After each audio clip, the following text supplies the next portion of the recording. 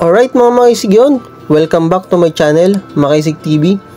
So for today's video mga makaisig, may nagpadala sa atin from ibang bansa mga makaisig. Ito, i-unbox natin kung ano to. At nagpapasalamat ako sa pagtitiwala po sa Makaisig TV. So gagawin natin to ng reviews. Unbox muna natin. And then, ito pala mga makaisig ay pinadala sa atin. At sample to. Yan, gawa natin ng video. So, anong pang hinintay natin mga makaisig? Open na natin. Yan. Okay. Alamin natin kung ano to. Unit to mga makaisig. Hindi ko palang alam kung ano yon. So, nagpadala sa atin ng unit para gawa natin ng reviews. At nakakatuwa. Nakakaabot tayo ng ibang bansa. Then, pinagkakatiwalaan tayo. So, katulad dito mga makaisig nung ibang mga brand natin ng radyo, nagpapadala sila ng sample para magawa natin ng reviews. Wow! So, mga makaisig ito, special shout out at magiging partner na din natin. Retevis, mga makaisig ang brand. So, kapag gusto nyo ng ganitong mga brand mga makaisig, yan, PM lang po kayo at magiging available na ito sa atin soon. Okay, so Retevis yung brand. So, yan. Model is NR30D. So, ito pala mga makaisig ay ginawa na natin ito ng video dati. Kaso ito, mas maganda actual. Makita na natin ito na actual. Yan, from ibang bansa to. So, frequency range 400 to 480 MHz. UHF to mga makaisig. So, check na natin mga makaisig. Tananan! Wow! So, unang-una pala mga makaisig, makikita nyo yung kanyang user's manual. Medyo makapal. Yan. Yan, basahin nyo lang. Then, ang kagandahan, ano na siya? English. So, maiintindihan na natin mga makaisig. So, naka-subtitle. So, yan. Ito yung loob ng ating Retevis NR30D. So, dati nakikita ko lang to sa online. Pero ngayon, actual na. Okay, unahin natin mga makaisig. Yan. Pang-program, meron siya, pinadala. So, inilalagay ito doon sa mismong kanyang headset. Adapter. A-Lens PD01 USB cable. So, ito, check natin. Cable to mga makaisig sa pagka gusto nyo i-program. Kakabit nyo lang to sa tabihan. Ito, lalagay nyo sa computer. So, lagay natin dito sa side. May kasama na siyang desk charger. Wow. So, ganda, quality. Model ng charger DC30. Okay. Input 5.0 voltage 1000 mAh. MA. Output is 5.0 din, 1000 mAh. Okay. So, kanyang naka type C charger na din pala ito mga makaisig. Yan, ganda, kulay green. So, dito, kung gusto nyo naka type C, lagay nyo lang dito. Yan. Kung meron kayong adapter ng, ito pala, meron na pala. So, lagay nyo lang dito. Yan, tapos pwede nyo na siyang i-charge. May kasama na siyang belt clip. So, ito yung kanyang antena. Ganda, medyo mataba. So, nakalagay sa antena niya, UHF 400 to 480 MHz.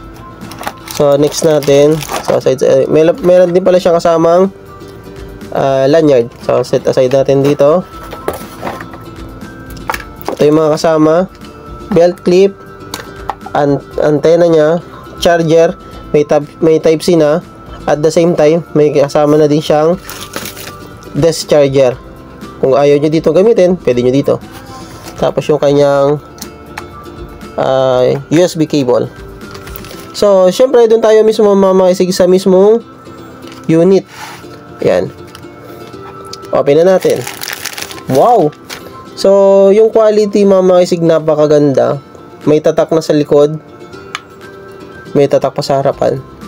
Medyo mabigat siya compared sa ibang mga radyo. Okay, open natin mga isig. Pakita ko sa inyo.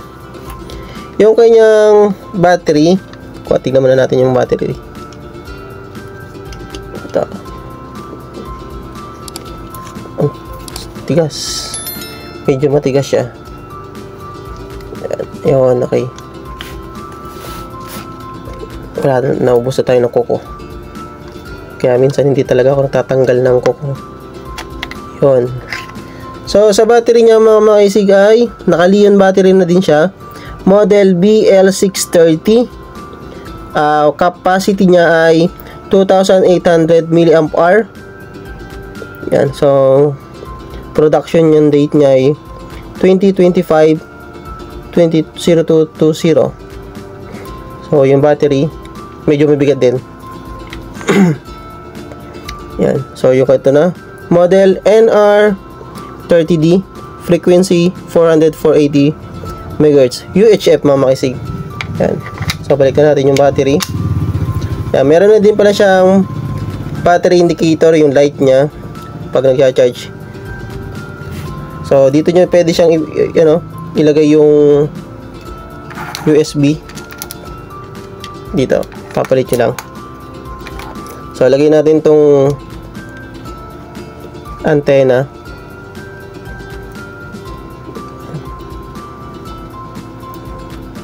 Okay. So, ito na siya.